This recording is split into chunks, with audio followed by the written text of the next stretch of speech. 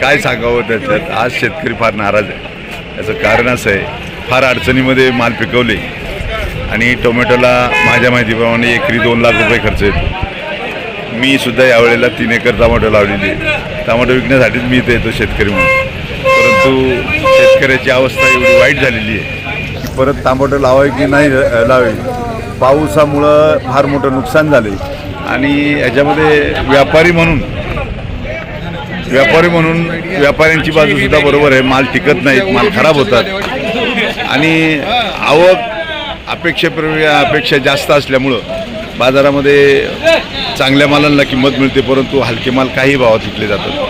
तर अशी परिस्थिती व्हायला नाही पाहिजे. परंतु लोडरचा माल हा दिल्लीपर्यंत किंवा बाहेरच्या राज्यामध्ये जात नाही, त्यामुळं त्यांची काय त्याला विलाज नाही आहे.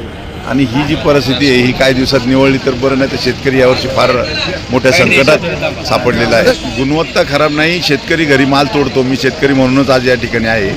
त्यावेळेला एवढा माल सुंदर आणि चांगला दिसतो, परंतु एका रात्री दुसऱ्या दिवशी गाडी इथं बाजारात आली तर त्या पाण्यामुळं ते बस्ट होतात माल आणि खराब होतात. त्यामुळं बाजारभाव व्यापाऱ्याची चूक नाही, शेतकऱ्याची चूक नाही.